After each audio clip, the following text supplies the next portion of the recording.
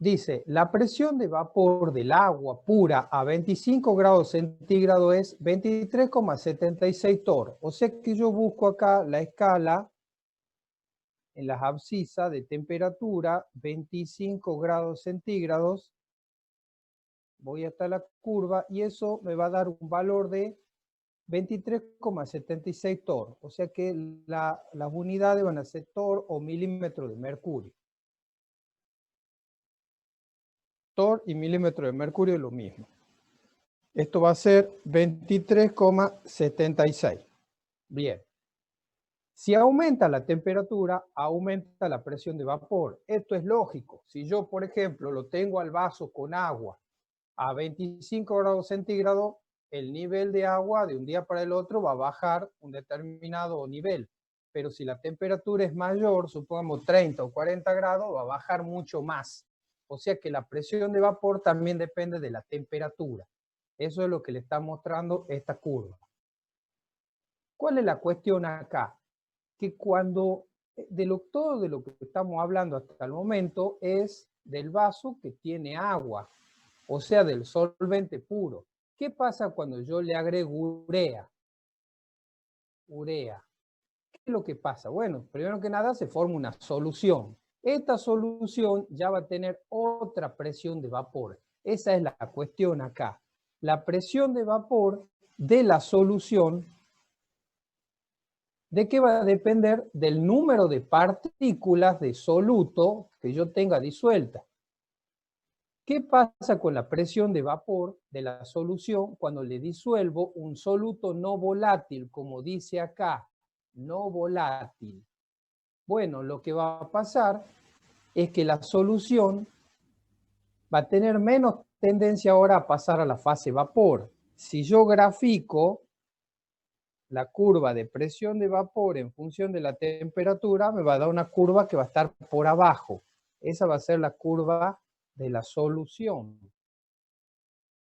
O sea que la solución tiene menos presión de vapor que el solvente.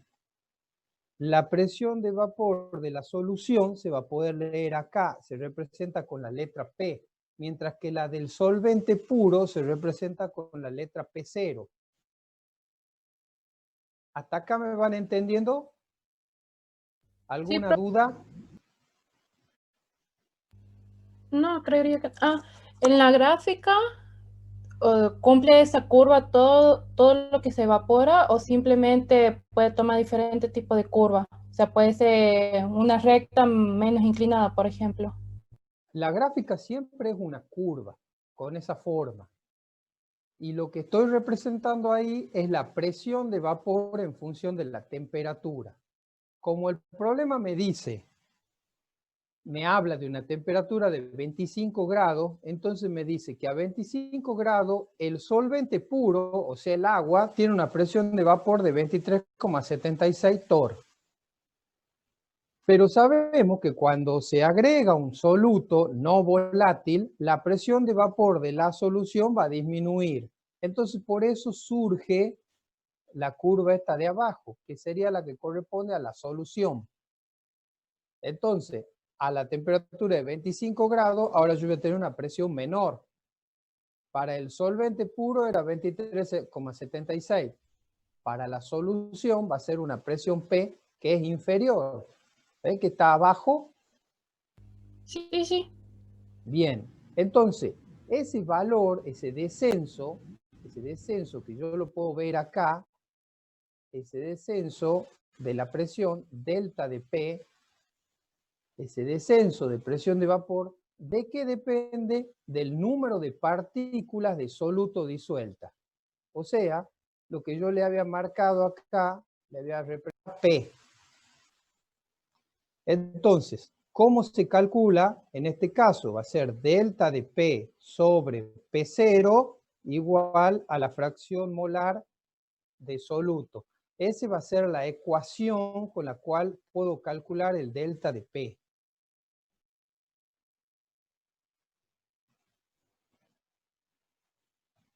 Obviamente tendría que despejar de ahí. Si yo quisiera calcular el descenso de la presión de vapor, entonces tendría que despejar de esa ecuación. A ver si queda claro. El delta de P es la diferencia esa que ustedes tienen definida a la izquierda de la pantalla. Sería P0, la presión de vapor del solvente, menos P, la presión de vapor de la solución. Eso sería el delta de P. Delta de P dividido en P0, o sea, delta de P dividido en la presión de vapor del solvente puro, dice que es igual a la fracción molar de soluto. Eso es el X2, fracción molar de soluto. Eso lo han visto en soluciones. ¿Y qué es la fracción molar de soluto? Sería el número de moles de soluto dividido el número de moles de soluto dividido en el número de moles totales. Así. A ver, vamos a poner un poquito más claro.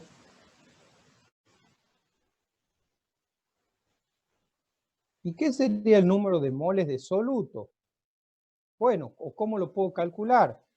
Serían los gramos de soluto G2 sobre el peso molecular del soluto. Esos serían los moles de los moles de soluto. ¿Y cómo se calcula el número de moles de solvente? A ver, ese lo escribamos acá. El número de moles de solvente N1 va a ser los gramos de solvente sobre el peso molecular del solvente, o sea, M1.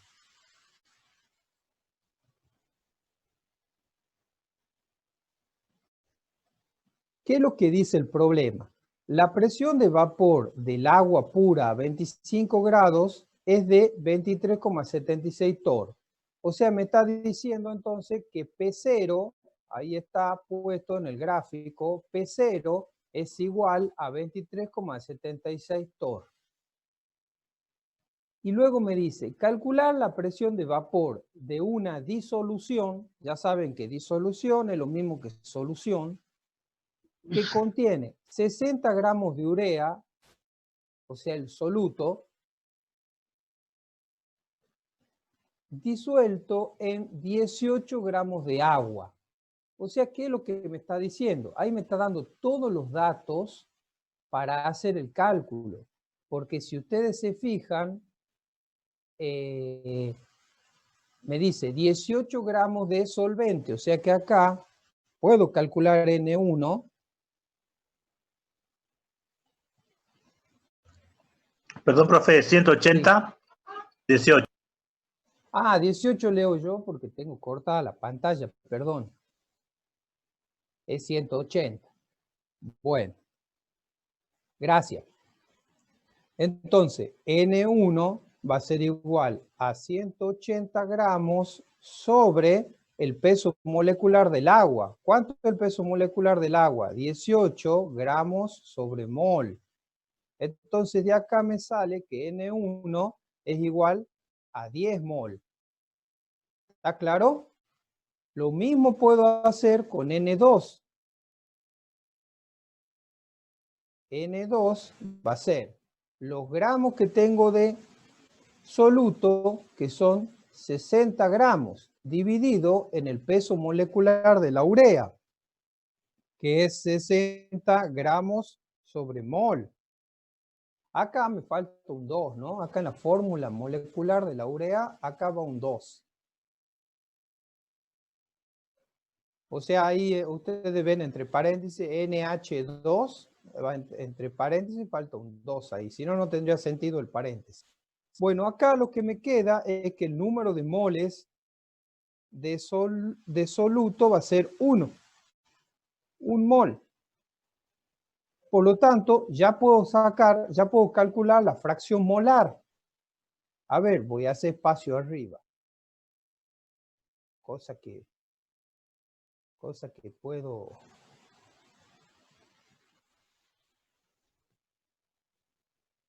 escribir acá nomás. ¿Sí?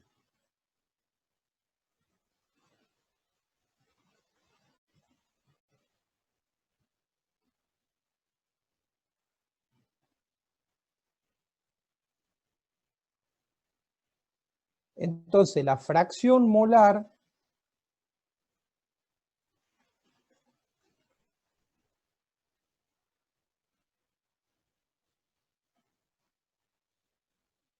perdón que todavía no puedo escribir.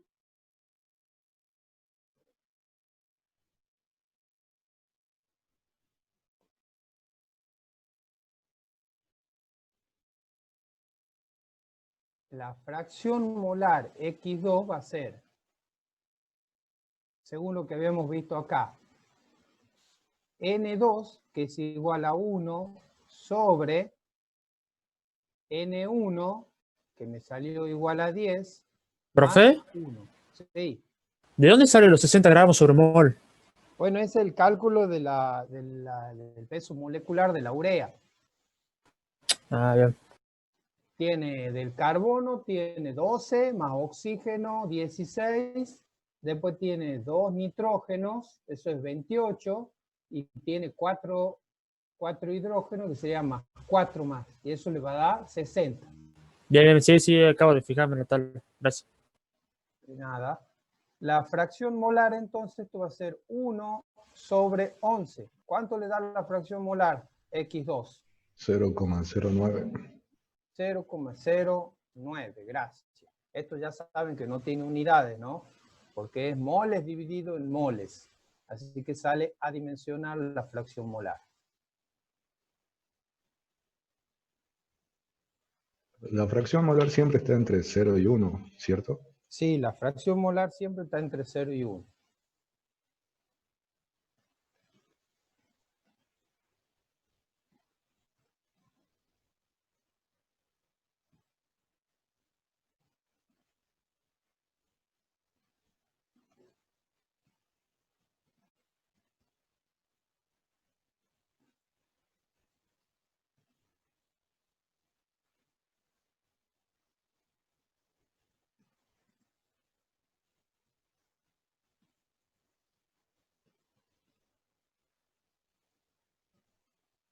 Bueno, una vez que tienen la fracción molar, si ustedes se fijan, ya podrían calcular con esta ecuación que tienen acá.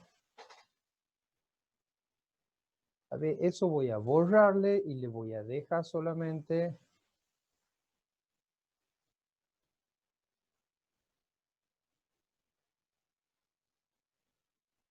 la ecuación de utilidad, cosa que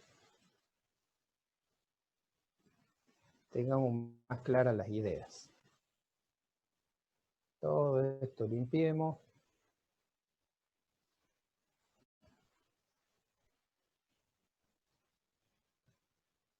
Ahora sí.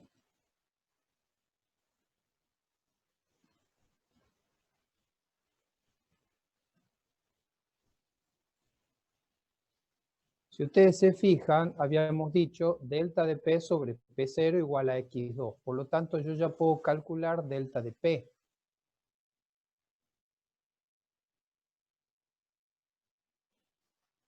Delta de P va a ser X2 por P0. Por lo tanto, delta de P va a ser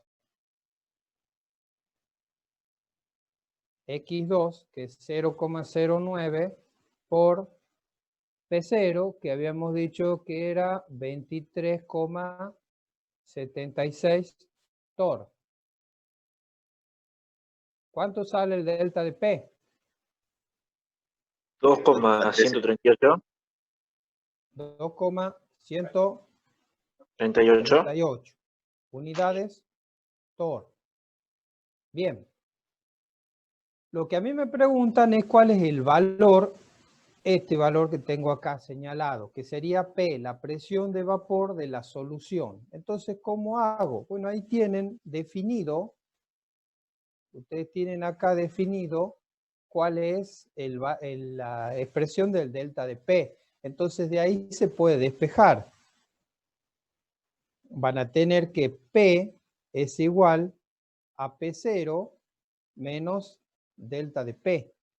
Entonces, P va a ser P0, que es el valor que ustedes conocen, 23,76, menos delta de P. que es 2, y pongamos 14 directamente. Torr. Entonces eso va a salir un valor de P igual a ¿cuánto? 21,62. 21,62. ¿Qué son estos? Torr. Bueno, ese sería el resultado. Ese sería el resultado del punto A. ¿Cuál es la presión de vapor de la solución? Como verán, es inferior a la presión de vapor que tenía el solvente puro. El solvente puro tenía una presión de vapor de 23,76 y vemos que la solución tiene una presión de vapor de 21,62. Bueno, cuanto más soluto agregue, cuanto más soluto no volátil agregue, mayor va a ser el descenso de la presión de vapor. Y esta es la forma de hacer los cálculos, usando esta ecuación que les he mostrado. Con esta ecuación ustedes pueden resolver casi todos los problemas.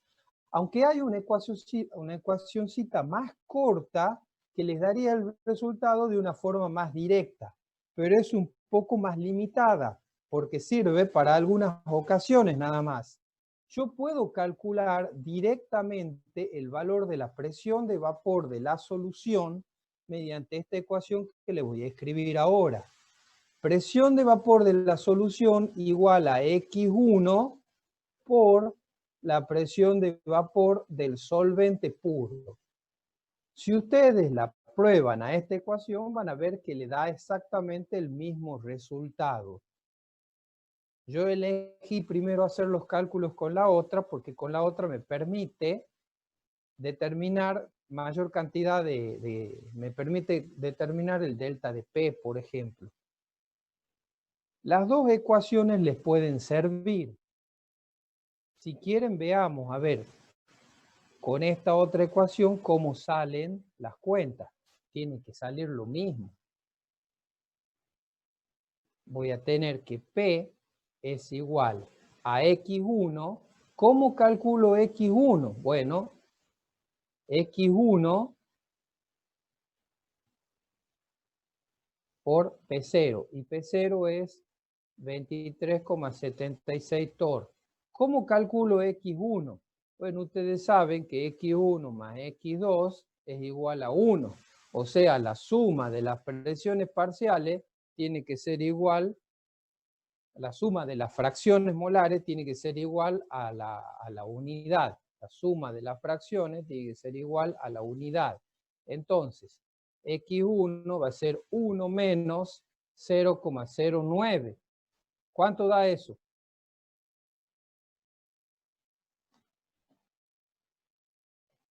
Uno menos 0,09. 0,91. Bueno, 0,91. Bien. Quiere decir que si yo reemplazo, me tiene que dar el mismo valor de la presión. A ver, fíjense en ustedes cuánto les da.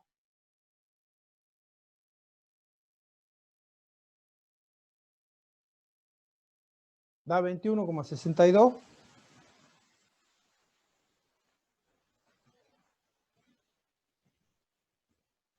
Sí, profe. Da 21,62. Bueno, 21,62 torr. Tiene que dar lo mismo. Bien. Veamos el punto B. Ese sería el punto A. ¿Hasta acá alguna duda? No, profe. Bueno, me alegro. Yo le hago una pregunta, profe. Sí. Usted dijo que esta última ecuación no siempre se la puede utilizar. ¿En qué caso, o sea, en qué diferencia nosotros nos podemos dar cuenta que no puede funcionar Claro, esta ecuación? no. Lo que quise decir es que esta ecuación es una ecuación muy puntual. Sirve nada más para calcular la presión de vapor de la solución.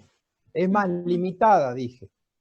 Porque solamente sirve, me va a dar el resultado de lo que busco. Mientras que con la otra puedo determinar el delta de P, por ejemplo. Perfecto. Ahora sí, A gracias. eso es de lo que me refería. Pero la pueden usar cualquiera de las dos en realidad. Bien. Yo la usé a la otra primero porque enseña un poco más. Me permite calcular el delta de P, el descenso de la presión de vapor. Bueno, veamos el punto B. El descenso de la presión de vapor experimentado por el solvente cuando se forma la solución. Como verán, eso ya lo he calculado. Ese valor está calculado acá. El descenso de la presión de vapor. Ahí está calculado.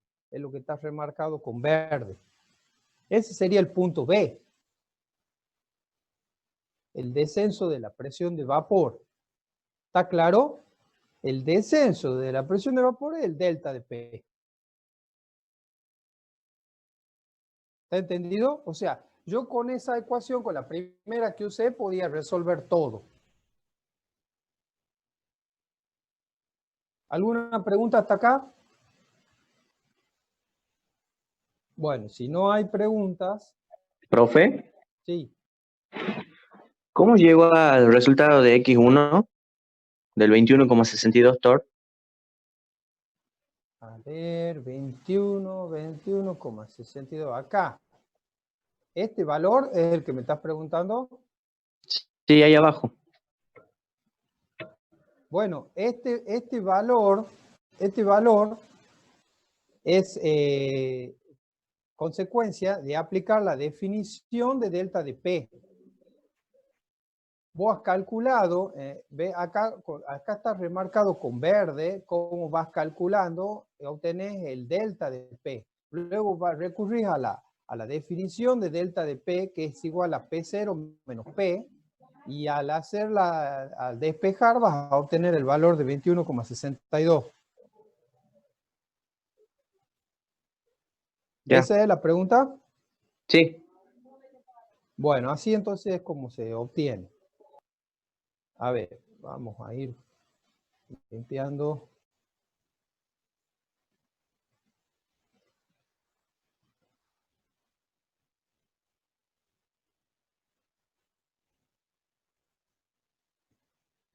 Así vemos el otro problema.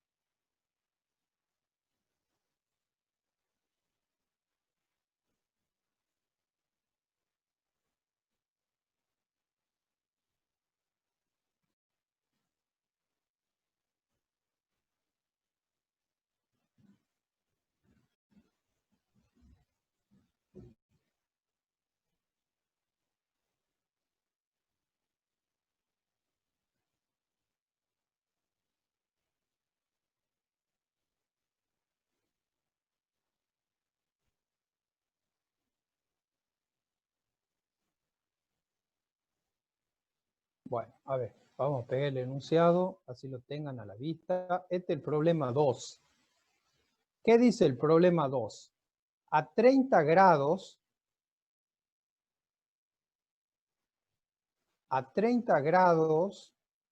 centígrados, el benceno tiene una presión de vapor de 121,8 torr. Cuando a esa misma temperatura se disuelven 15 gramos de un soluto no volátil no iónico en 200 gramos de benceno, la presión de vapor del solvente en la solución resultante es de 120,2 torr. Lo más probable es que ya se nos termine el tiempo, ya queda un minuto. Así que lo que voy a hacer mejor es cortar acá y volver a ingresarlos. Ya para la próxima clase creo que vamos a tener menos problemas trabajando con el MIT. ¿Entramos con el mismo link todo, profe? No, ya le voy a pasar uno. Ok. Una presión de vapor de 121,8 torr. A ver, si graficamos, como para repasar lo que hemos estado viendo recién, si graficamos la presión de vapor en función de la temperatura, para el solvente, que es el benceno, esto sería el solvente, que es el benceno, dice que yo a 30 grados centígrados, a ver, pongamos acá 30 grados centígrados, tiene una presión de vapor de 121,8 torr. Acá le vamos a poner la unidad de torr.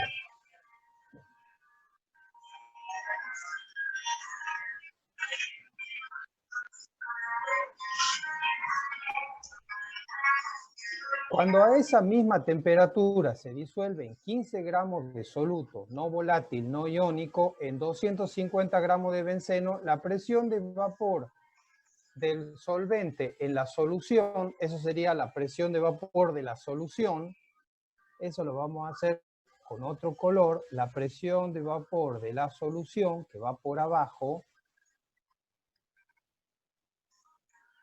la presión de vapor de la solución, a ver, a 30 grados, va a ser, ¿cuánto es que dice? 120,2 torr. O sea que ustedes tienen ahí un descenso de la presión de vapor. Lo que hemos estado viendo. Ese descenso de la presión de vapor se define de forma tal que delta de P salga positivo. O sea que al mayor le voy a restar el menor. O sea que esto se define así. P0 menos P. Acuérdense que la presión de vapor, esta P0 es del solvente puro. Esto es del solvente. Y esta P es de la solución.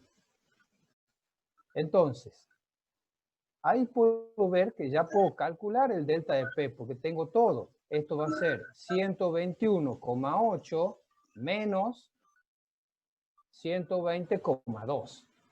¿Cuánto da el delta de P?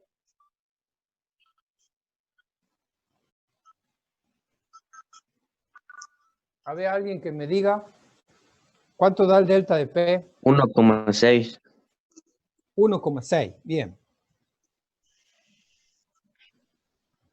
1,6. ¿Qué? ¿Qué son estos? Torr. ¿Así es? Bien. Bueno. Entonces yo de ahí ya tengo calculado el delta de P de acuerdo a lo que he leído nada más hasta acá del enunciado. Dice, determine con estos datos el peso molecular del soluto. ¿Cómo hago para calcular o para determinar el peso molecular del soluto? Puedo recurrir a cualquiera de las dos ecuaciones que le he mostrado. Una de las ecuaciones era delta de P sobre P0 igual a X2. ¿Dónde está en esta expresión el peso molecular del soluto? ¿Dónde lo encuentro? Bueno, X2. lo que pasa es que X2, claro, X2 es igual a N2 sobre N1 más N2. Por lo tanto, X2 yo lo puedo escribir de forma tal que dejo N2 como incógnita. O sea, esto me va a quedar N2 sobre, y N1 lo puedo representar ya como G1 sobre M1 más N2.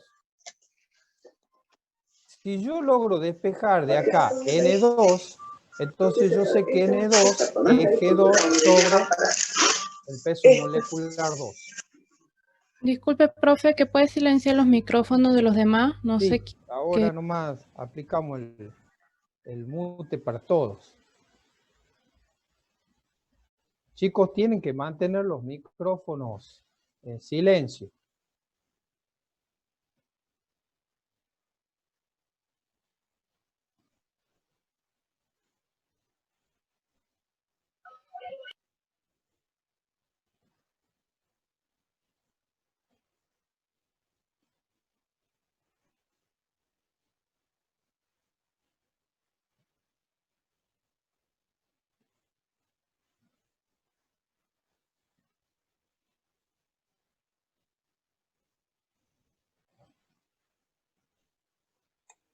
Se dejó de compartir, profe.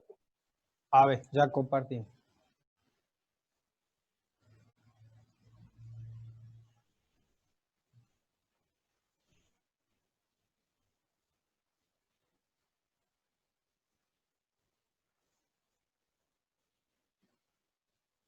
Ahí está. ¿Ahora sí?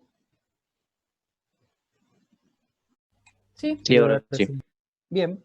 Bueno, lo que les explicaba hace rato, que si nosotros usamos esta ecuación que está acá,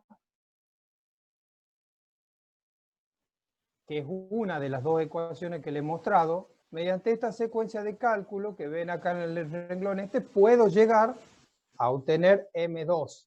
Esa es una forma de resolver el problema.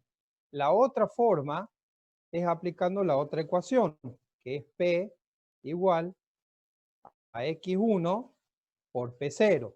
También pasa lo mismo, porque en este caso yo sé que X1 es igual a N1 sobre N1 más N2. Acá también lo que tengo que hacer es mantener a N2 como incógnita, entonces voy a poder con con la fracción molar X1 poner acá G1 sobre M1 sobre G1 M1 más N2. Y luego despejando N2, voy a poder llegar al peso molecular, que es lo que me están pidiendo. De cualquiera de las dos formas se puede hacer. Hagamos una acá en clase y la otra queda para ustedes, así ustedes verifican. ¿Con cuál quieren hacer? ¿Con la primera o con la segunda? Con la primera. Bien, entonces vamos a hacer con la primera. Borremos esto de abajo. Profe, ¿el práctico tiene fecha de entrega o algo? Por ahora no. Bien, gracias. No le voy a dar fecha de entrega porque es medio largo el práctico y no lo van a poder completar todavía. Una pregunta, ¿ustedes no tienen ninguna noticia del tema parcial? ¿Sigue todo igual como antes, digamos? Es muy probable que la semana que viene ya puedan rendir un parcialito. Es muy probable. Yo les voy a estar avisando, a más tardar mañana eso les tenía que decir. Mañana o pasado ya le estoy concretando bien. ¿Cómo va a ser el parcial? Va a ser sencillo para que lo puedan resolver en el término de media hora, 35 minutos. Como verán, va a ser muy sencillo. Considerando que ustedes rendían parciales que eran de 2 horas, acá va a ser un parcial de media hora, 35 minutos. ¿Con todos los temas que venimos viendo hasta ahora? Sí. Va a ser con todos los temas que se vienen viendo, problemas como los que se han resuelto en clase. Así. Y si hay alguna pregunta de teoría, también de acuerdo al contenido que yo le he estado entregando en clase. No más. No va a ser complicado para que ustedes lo puedan resolver en el término de media hora a 35 minutos y puedan entregar la solución. ¿Cómo van a hacer? Van a rendir frente a la cámara. Yo le voy a pasar después un protocolo detallado de cómo sería el procedimiento de examen y en el término de lo que dura el examen ustedes tienen que entregar la foto de la resolución. La tienen que subir al Classroom en una pestaña que le voy a habilitar ahí que se va a llamar parcial. Lo que sí me tienen que decir, ¿cuánto van a ser los valientes que van a rendir? Espero que sean todos, porque no va a ser nada complicado. Entonces, lo mejor que puede pasar es rendir, aprobar, cosa que la promocionan. Ah, entonces se promociona con este parcial, profesor. ¿Y Sí, hay sí. posibilidad de recuperación La o materia solamente sigue. rendimos y no nos desocupamos ahí? Y en el caso de que no nos vaya bien, ¿hay alguna recuperación o ya? Sí, esos Bueno. son los términos generales de la materia, tal cual como siempre, digamos. La materia siempre ha sido promocional y van a tener una recuperación porque es lo que corresponde. Por cada parcial, ustedes tienen que tener una recuperación.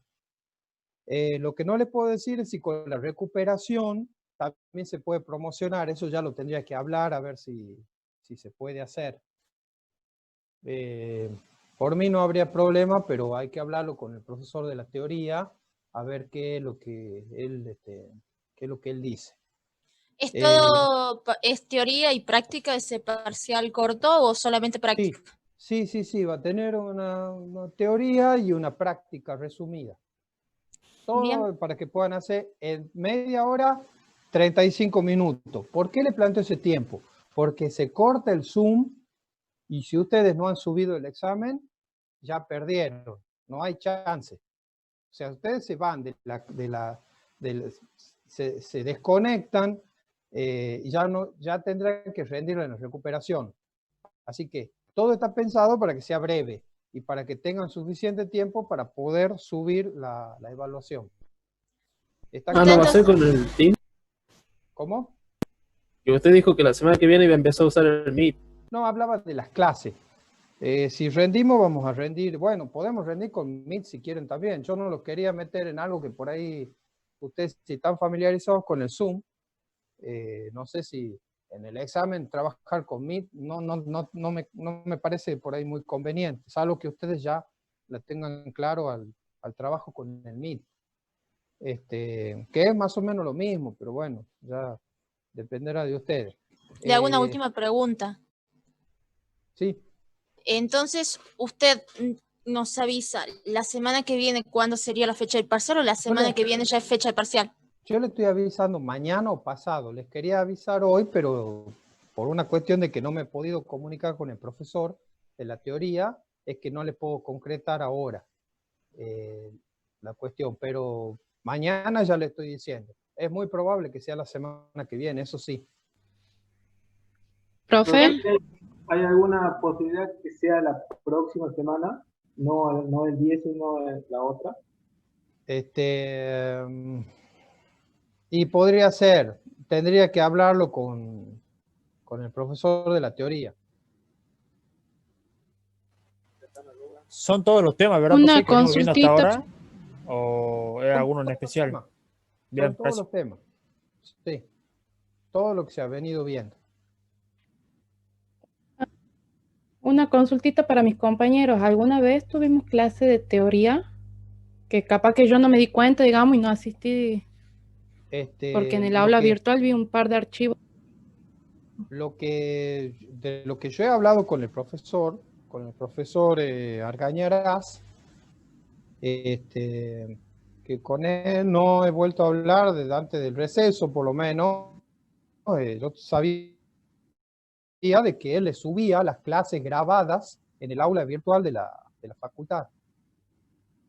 Yo vi, o sea, sí vi videos que hay ahí, pero de YouTube, de diferentes clases, digamos, por eso no sabía si dio clase o no realmente. Sí, yo he visto clases de él, ¿no? Grabadas. Sí, grababa las clases. Sí. Y bueno, explicaba yo más o menos, hasta antes del receso iba subiendo los videos, más o menos, como yendo con lo que sería la programación de lo que veníamos viendo en los canales. Pero bueno, si el video de YouTube no lo encontré en los canales, pues yo no puedo entrarlo, digamos, si no estoy a través de la página solamente. Sí, yo lo que hablé con él él me explicó que hacía así, entré unas cuantas veces y vi que él les dejaba las clases grabadas. De todos modos, yo he visto que les hacía unas clases medio teórico-prácticas. Sí. Hay temas que, de acuerdo a la sencillez, se puede profundizar un poquito más en la teoría. No son clases teóricas porque, bueno, si no, yo no puedo avanzar en la práctica. Ahora, con los temas que vienen, que son un poquito más complejos, yo no le voy a poder dar mucha teoría. Sí le puedo dar algunas, así como ahora, por ejemplo, que le estoy marcando más o menos los conocimientos mínimos de teoría, pero no es la clase teórica. Eso le quiero aclarar. Esto es una clase práctica. Lo ideal sería que se contacten con el profesor de teoría y vean a ver cómo lo siguen al tema de la teoría. De todos modos, de mi parte siempre va a estar la predisposición de hacerle lo más accesible posible y lo que les pueda explicar yo de la teoría, le voy a explicar, pero lo que pasa que, bueno, este espacio es para la práctica en realidad. Sí. Si yo me detengo mucho en la teoría, no avanzo en la práctica, que sería Sí. la parte que me corresponde. De todos modos, ustedes pregunten todo lo que necesiten, yo les puedo explicar teoría, incluso por el Classroom también podemos ampliar contenido teórico. Pero entiendo que el profesor le estaba dando teoría, era lo que él me había dicho y lo que he visto yo. No he visto todas sus clases, he entrado unas cuantas veces y he visto que le subía ahí la clase grabada. Llegó hasta estado gaseoso, segunda parte, que si mal recuerdo eso ya estaba de antes de la No sé. receso, digamos. Claro. Si mal Bueno, recuerdo, antes del receso, por ahí más o menos. Claro, bueno, sería cuestión de que se comuniquen con él, a ver cómo es, cómo está trabajando. Yo no... Por eso yo le decía si se podía pasar el parcial para que lo pongamos un poquito en sintonía con la teoría también, porque como dice ahí, o sea, no estamos teniendo así las dos cosas en paralelo. De todos modos, no se preocupen, porque, a ver, yo lo voy a armar al parcial y yo lo corrijo. Entonces, la parte práctica van a ser problemas muy similares a lo que ustedes ya han visto en clase, conmigo. O sea, los problemas que tienen resueltos, que han sido planteados para que trabajen en clase, algunos problemas que se le ha corregido, prácticos que le he publicado, resueltos. Bueno, ahí están los problemas tipo parcial. Le hago una pregunta, profesor. Entrenar. Y después, sí, un momento, termino la idea. Bien. Y después la parte teórica, ustedes conmigo han visto una breve teoría con los PDF que yo les mandaba al principio, más alguna teoría que le he puesto en los PowerPoint. Bueno, esa va a ser el contenido teórico.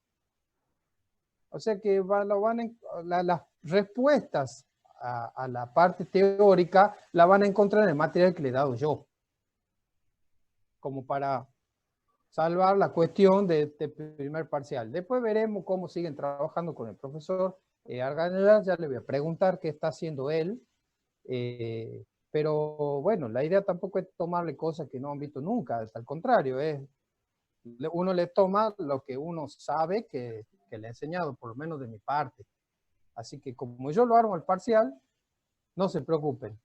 No le voy a preguntar nada raro ni nada de lo que no hayamos hablado ya en algún momento. Ustedes tienen contenido teórico en los PDF y en los PowerPoint que le he dado yo. Así que ahí esa va a ser la teoría. Y la parte práctica, bueno, tienen problemas que se han ido resolviendo, y esos son el problema tipo. Así que con eso tendrían que entrenarse. Voy a ver si puede ser, no la semana que viene, sino la otra, el parcial. Voy a ver si se puede, si no se atrasa mucho la cuestión esta.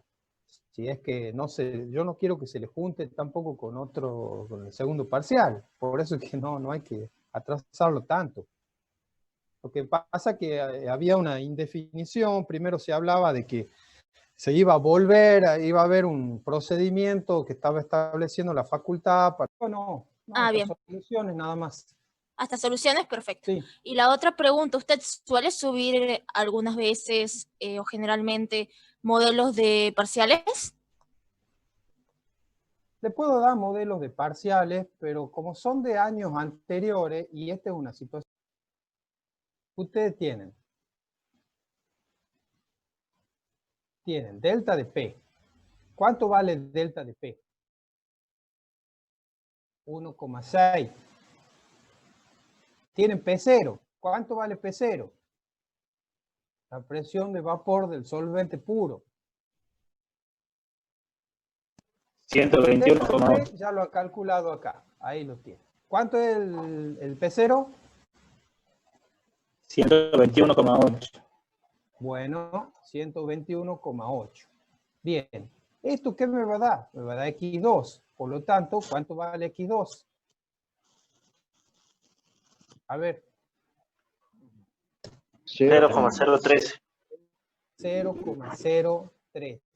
Otra cosa que les comento acá, que bueno, tiene que ver con teoría.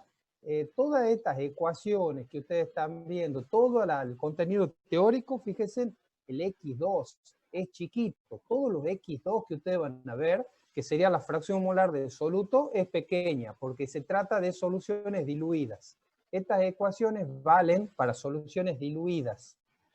Eso es algo también que bueno, es de la teoría, pero yo se lo voy contando.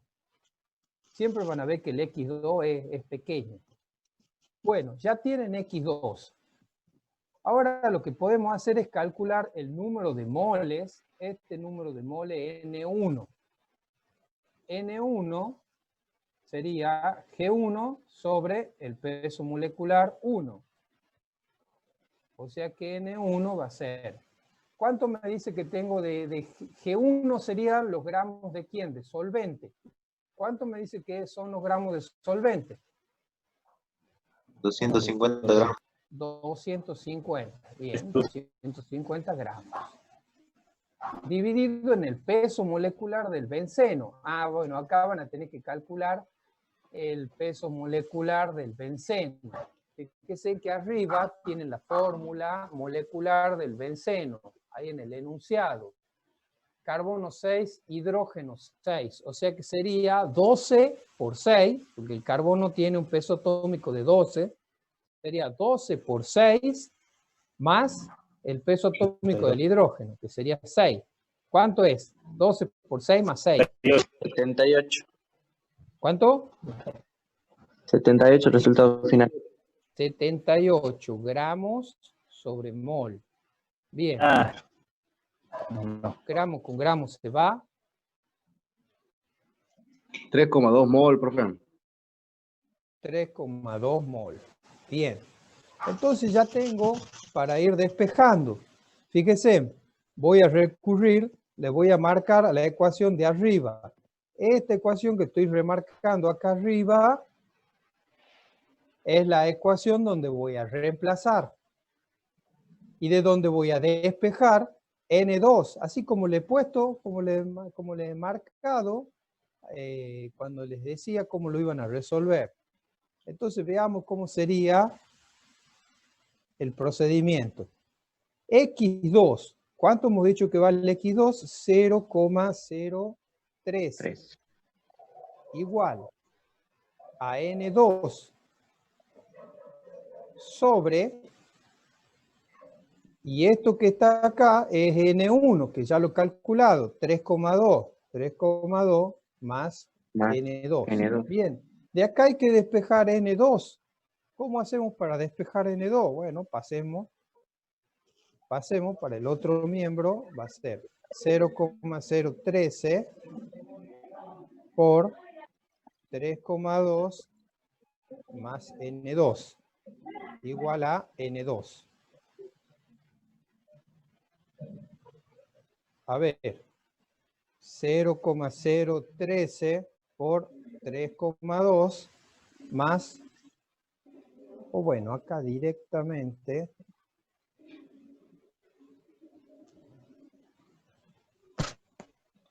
vamos a ahorrar un pasaje más. Esto va a ser N2 sobre 1 menos 0,013. ¿Está bien?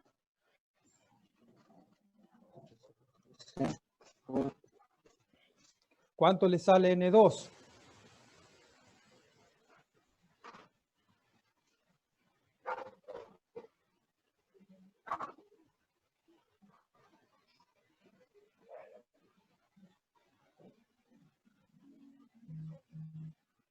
Y calculadora.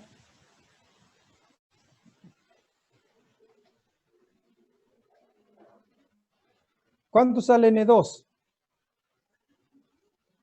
Aguante. Bueno, ya lo hago yo, ve. 0,04, profe. Ya parece que la hora están dormidos. 0,042. Bueno, a ver, entonces, ustedes me dicen que N2 es 0,042.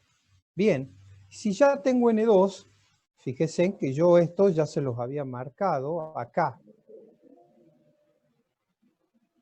Si ya tengo N2, entonces puedo reemplazar.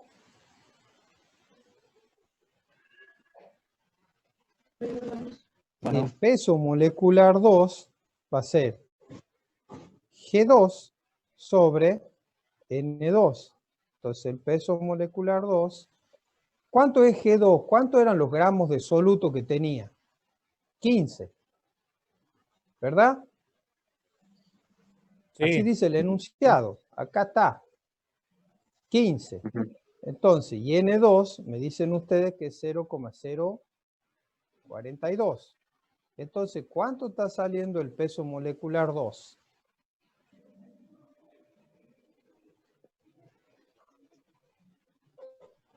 Puede ser 357,14. Puede ser 357,14. Se parece mucho, esto es gramos por mol, gramos sobre mol. Se parece mucho al peso molecular del azúcar. Pero ahí no me dice qué soluto es.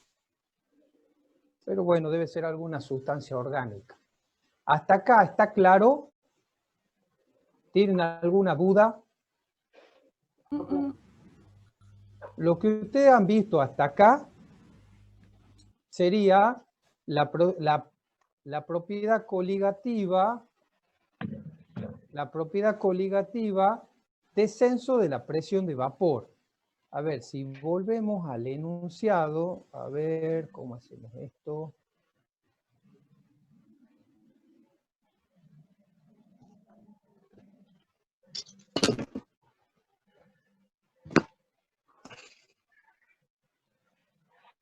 ¿Ahí lo ven al enunciado?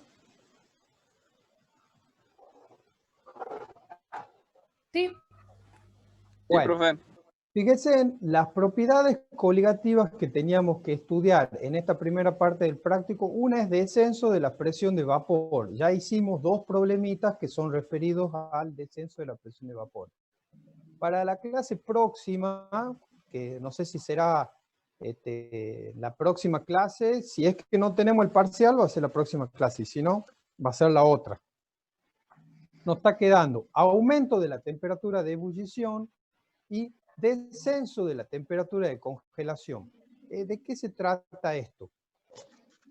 A ver,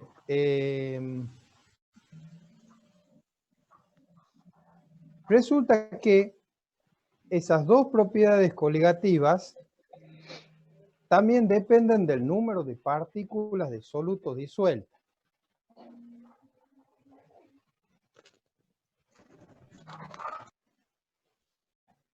Yo supongo que caliento. Pongamos el símbolo de calor acá abajo. Ponemos un termómetro. Calentamos, esto va a hervir. En algún momento va a hervir. Van a aparecer burbujitas. La temperatura de ebullición del solvente va a ser 100 grados centígrados si se trata de agua, ¿verdad? Si yo hago una solución en la cual disuelvo un soluto no volátil, esa es la condición. Si yo disuelvo acá un soluto no volátil, acá van a estar las partículas de soluto. Si le pongo un termómetro para ver la temperatura de ebullición, resulta que la temperatura de ebullición va a ser mayor a la del solvente puro. Va a andar hirviendo a una temperatura mayor, T sub E.